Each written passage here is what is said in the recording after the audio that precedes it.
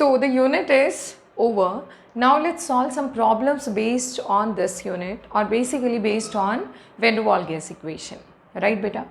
बाकी प्रॉब्लम्स हमने बीच बीच में जब भी जो भी कॉन्सेप्ट डिस्कस किया उस पर बेस्ड हमने प्रॉब्लम्स उसी टाइम पे डिस्कस करे हैं, तो उसके लिए आप सारे वीडियोस को ज़रूर से देखिएगा. यहाँ पे हमने कुछ क्वेश्चंस लिखे हैं. उससे पहले जो कॉमन चीज़ें हैं एक बार मेरे साथ रिकैप्चुलेट करते हैं, हम उनको रिवाइज करते हैं. सबसे पहले आइडियल गैस इक्वेशन क्या है? PV is equals to NRT, that is ideal gas equation. Right बेटा. दूसरा वैन डर वाल गैस इक्वेशन क्या है? वैन डर वाल गैसेस बोल दीजिए चाहे रियल गैसेस बोल दीजिए, this one and same thing.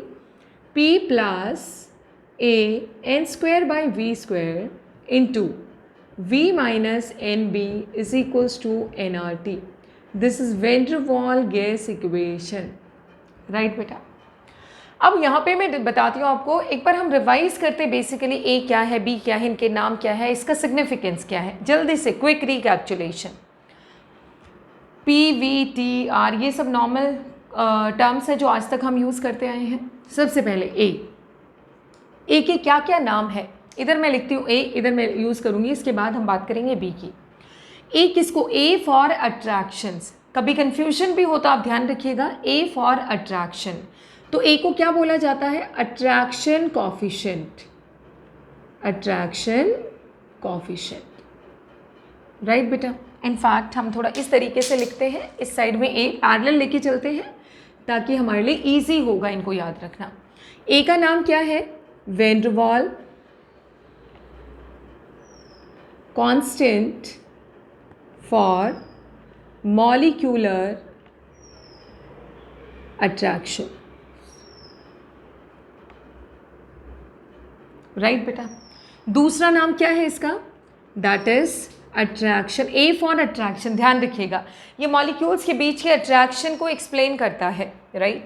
So attraction coefficient. Right बेटा. B का क्या नाम है? B का नाम है वैन डर वाल कांस्टेंट. वैन डर वाल गैस कांस्टेंट भी बोल सकते हैं फॉर मॉलिक्यूलर वॉल्यूम्स. राइट बेटा. That is the name of B. इसके अलावा B का नाम क्या है? को वॉल्यूम. और क्या है? Excluded volume. B के 3 नाम हैं. राइट बेटा. तो B is related to the size of the molecules. अब बात आती है इनके सिग्निफिकेंस की. ये तो इनके नाम हो गए हैं, अब बात आती है इनके सिग्निफिकेंस की. सिग्निफिकेंस क्या है? अगर हम बात करें A के सिग्निफिकेंस की, तो A किसको रिप्रेजेंट करता है? A represents the intermolecular forces of attraction. So A represents और signifies intermolecular forces of attraction, कि दो मॉलिक्यूल्स के बीच में कैसा अट्रैक्शन है. Stronger is the attraction, higher is A. तो you can say A is directly proportional to intermolecular force of attraction. और जितना ज़्यादा इंटरमॉलिक्यूलर फोर्स ऑफ अट्रैक्शन होगा उतना ही गैस को लिक्विफाई करना ईजी होगा. मीन्स हाई A की वैल्यू ज़्यादा, easy to liquefy the gas. Easy to liquefy the gas. Gas को लिक्विफाई करना क्या होगा बेटा? ईजी होगा. इनफैक्ट जब मैं बाद में आपको क्रिटिकल टेम्परेचर बताऊंगी तो जितना ज़्यादा A उतना ज़्यादा क्रिटिकल टेम्परेचर होता है. नेक्स्ट आता है आपका, ये आ गया सिग्निफिकेंस A का. अब बात आती है कि यूनिट ऑफ A. A की यूनिट निकालने के लिए सिंपल ये दोनों टर्म्स को pressure is equals to AN²/V² कर दो.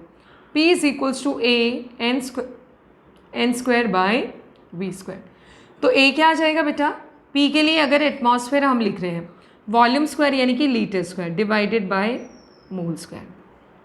सो यूनिट ऑफ A क्या आ गया? एटमॉस्फेयर लीटर स्क्वायर पर मोल स्क्वायर. अगर ये मान लीजिए वॉल्यूम मीटर क्यूब में है, if volume is in metre cube, तो ये यूनिट क्या? V² क्या होगा? Metre to the power 6. Atmosphere metre to the power 6 divided by mole square. ये किसकी यूनिट आ गई है? A की आ गई है. अब बात करते हैं B के लिए. सिग्निफिकेंस क्या है B का? B का नाम हमने डिस्कस कर लिया है.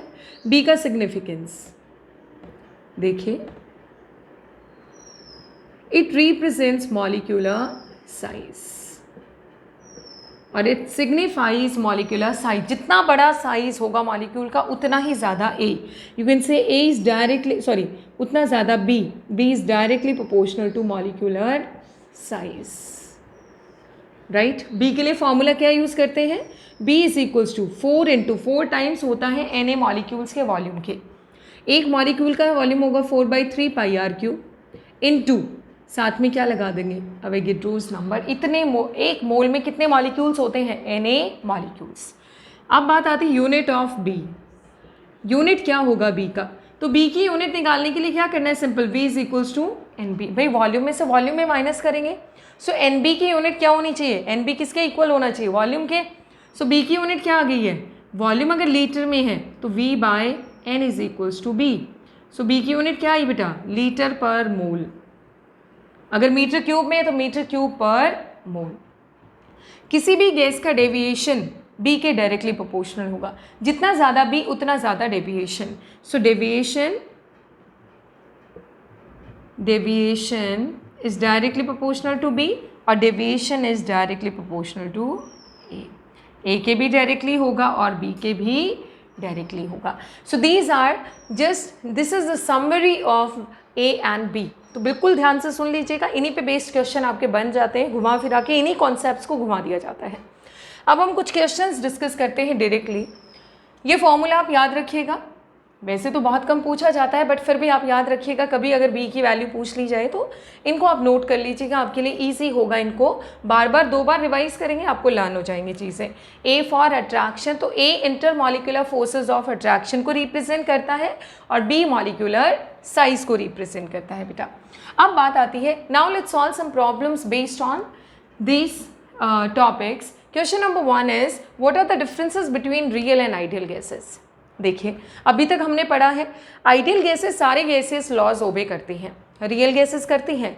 रियल गैसेस जनरली तो नहीं करती बट किस केस में करती हैं? At very low pressure and very high temperature. Right.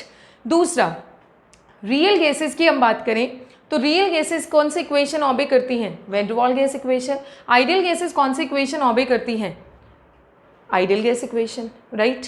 Real gases की अगर हम बात करें तो रियल गैसेस में डेविएशन z या तो ग्रेटर देन 1 होगा या लेस देन 1 होगा. आइडियल गैसेस की बात करें तो z हमेशा क्या होगा बेटा? 1 होगा. रियल गैसेस की हम बात करें तो रियल गैसेस में inter particle forces of attraction क्या होते हैं? कंसीडरेबल. आइडियल गैसेस में नेग्लिजिबल.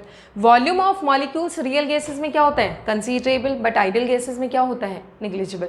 तो वही पॉइंट्स जो आज तक हम पढ़ते हैं उनको ही लिख देते हैं. कभी भी डिफरेंसेस लिखेंगे ध्यान रखिएगा बेटा. हमेशा आपको डिफरेंसेस वही बच्चों की तरह बीच में लाइन ड्रॉ करके ही लिखना चाहिए. So now the differences answer question number 1 का आंसर हम देख लेते हैं. लेट्स से आइडियल गैसेस और इधर हम लिख देते हैं रियल गैसेस. क्या डिफरेंसेस बनते हैं बेटा? पहला डिफरेंस बन गया है ideal gases obey all gaseous laws at all temperature and pressure conditions. Right. सारे टेम्परेचर प्रेशर कंडीशंस पे ओबे करते हैं. ये फर्स्ट डिफरेंस है. इनका फर्स्ट डिफरेंस क्या हुआ? दे ओबे gaseous laws only at कहाँ ओबे करते हैं? बहुत कम प्रेशर बहुत ज़्यादा temperature. Only at very low pressure and very high temperature. First point हो गया. सेकेंड, आइडियल गैस इक्वेशन क्या है? Ideal gas equation is PV is equals to nRT. ठीक है. और रियल गैस इक्वेशन क्या है?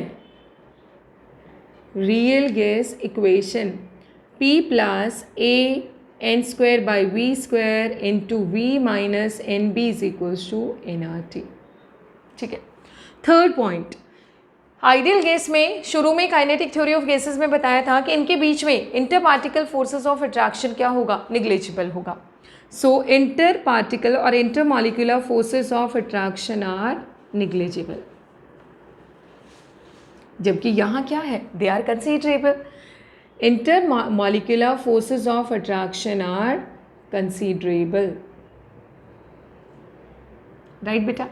नेक्स्ट क्या है, यहाँ पे आइडियल गैसेस में क्या बोला था, आपको याद आ रहा होगा वो वाला diagram.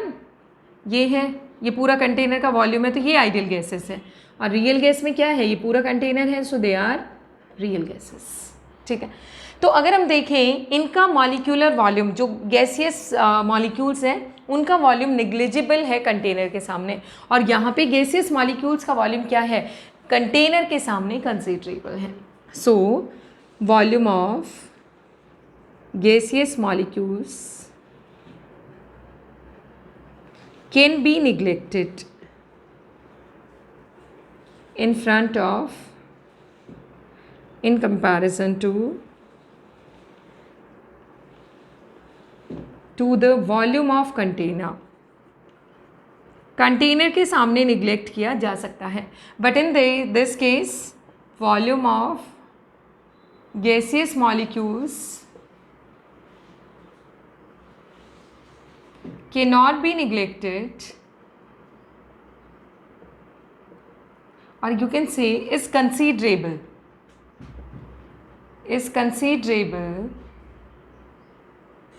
in comparison to the volume of container. Container के सामने गैसेस मॉलिक्यूल्स का वॉल्यूम क्या होगा बेटा, कंसीडरेबल होगा, और यहाँ पे क्या कर सकते हैं, निग्लेक्ट कर सकते हैं. अब अगर हम ये आइडियल गैसेस देखें तो हाइपोथेटिकल कॉन्सेप्ट है, और ये क्या है, एक्चुअल गैसेस है, रियल है. So they are hypothetical gases. ऐसी तो कोई गैस एग्जिस्ट नहीं करती, and they are real gases. Exist, they do exist, ये तो एग्जिस्ट करते हैं. Right. So that is question number 1, ideal gas, real gas. यहाँ पे काइनेटिक थ्योरी ऑफ गैसेस के सारे पॉइंट्स एप्लीकेबल है, यहाँ नहीं है. इक्वेशंस दोनों की अलग हैं. ये हर टेम्परेचर के प्रेशर पे ऑबे करते हैं आइडियल गैस इक्वेशन. ये आइडियल गैस इक्वेशन सिर्फ और सिर्फ आपके लो प्रेशर और हाई टेम्परेचर पे ऑबे करते हैं. यहाँ पे बाकी सारे points they are hypothetical and they are, that is real concept. Question number 2 देखिए आप, क्या है बेटा, पढ़ते हैं एक बार. Find out the value of B. किसकी वैल्यू निकालनी है, बी की वैल्यू निकालनी है. If diameter of a molecule is 2 angstrom. अगर किसी मॉलिक्यूल का डायमीटर कितना है, 2 एंगस्ट्रॉम. मैं आपको आइडिया दे देती हूँ आपको कैसे करना है. मेरे हिसाब से आपको आइडिया भी है, अभी हमने डिस्कस किया है. क्या डिटरमाइन, क्या गिवन है आपको, देखो एक बार. Given diameter of molecule is equals to 2r होता है. अगर रेडियस r है तो डायमीटर कितना होगा, 2r. 2 angstrom means 2 × 10⁻⁻10 metre. तो रेडियस कितना आ गया बेटा, 2/2 × 10⁻⁻10 मीटर मीन्स 1 × 10⁻⁻10 मीटर. ये आ गया रेडियस. ठीक है. बी की वैल्यू क्या होती है बेटा, 4 टाइम्स होता है, क्योंकि एक मॉलिक्यूल के वॉल्यूम से, मतलब एक मोल के वॉल्यूम से 4/3. एक मॉलिक्यूल का वॉल्यूम कितना आता है, 4/3πr³. मॉलिक्यूल्स को हम स्फेरिकल मानते हैं, और क्योंकि एक मोल में Na मॉलिक्यूल्स होते हैं तो Na से मल्टीप्लाई कर दिया. 4 × 4/3. पाई आपको पता है 22/7 लिख दो या 3.14 लिख दो. r आपका 10⁻10 है, 10⁻10 का क्यूब. Na 6.022 × 10⁻23. आराम से आप इसको सॉल्व कर लीजिए and you will find the value of B. कई बार इसी क्वेश्चन को घुमा दिया जाता है, आपके पास बी की वैल्यू गिवन होती है, डायमीटर ऑफ मॉलिक्यूल पूछते हैं, तब भी आप यही फॉर्मूला लगाएंगे, आर की वैल्यू निकाल लेंगे. Once you get R you can easily find out the diameter by making it twice. Right. So this way you can solve this question. Let's go to the question number 3. The internal pressure loss for 1 mole of van der Waals gas over ideal gas is. कि ideal gas के ऊपर van der Waals gas में internal pressure का loss कितना होता है. एक term होता है P + A(n²/v²). फॉर 1 मोल पूछा है तो ये हो गया. तो ये आता आपका इंटरनल प्रेशर. तो आप देख लीजिए कौन सा आंसर है, A/v². This is your correct answer. So this is internal pressure. Next question है आपका, out of N2 and NH3 which will have higher value of A and B। देखिए कितना मज़ेदार क्वेश्चन है कि हमारे पास दो गैसेस हैं, एक है NH3 और एक है N2, तो दोनों में से किसकी वैल्यू ज़्यादा होगी? किसके लिए बेटा? A के लिए और B के लिए, मानी N2 के लिए और NH3 के लिए। तो देखो गैसेस हैं दो, N2 NH3, ठीक है। बताना है A किसका ज़्यादा होगा, A N2 का ज़्यादा होगा या A NH3 का ज़्यादा होगा। ऐसे ही B N2 का ज़्यादा होगा या B NH3। सबसे पहले हमें देखना है A किसको रिप्रेजेंट करता है और B किसको रिप्रेजेंट। B की बात करते हैं, पहले B की बात करते हैं। अगर हम B देखें, B रिप्रेजेंट साइज, अभी हमने डिस्कस किया था। B किसको रिप्रेजेंट करता है बेटा? B represents size. अब हम दोनों गैसेस का साइज ड्रॉ करके देखते हैं। नाइट्रोजन और हाइड्रोजन में नाइट्रोजन तो बड़ा होता है और हाइड्रोजन काफ़ी छोटा होता है। सो मान लो ये नाइट्रोजन है, लेट्स से, इसके पास ये तीन क्या हो गए बेटा?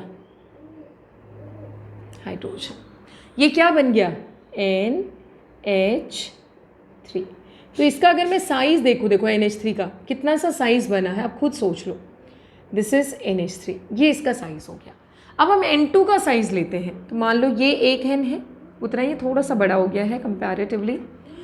मान लो ये एक N है, ये दूसरा N है। आप मुझे खुद ही बता दो N2 का साइज बड़ा है या NH3 का साइज बड़ा है? आप देख के अब शायद बता पाएंगे कि साइज N2 का देखो बेटा, इतना साइज है अप्रॉक्सीमेटली, ठीक है, और NH3 आपका यहाँ से यहाँ तक इतना सा साइज है।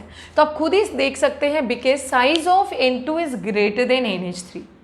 तो अगर हम साइज देखें, size of N2 is greater than NH3, और साइज को ही रिप्रेजेंट करता है B, तो सो B of N2 is greater than B of NH3, right. तो B की वैल्यू किसके लिए ज़्यादा होगी? N2 की ज़्यादा होगी NH3 के लिए। अब हम देखते हैं केस 2, ये तो फर्स्ट केस हो गया। अब केस 2, ये तो B के लिए हमने देख लिया, अब A के लिए देखते हैं।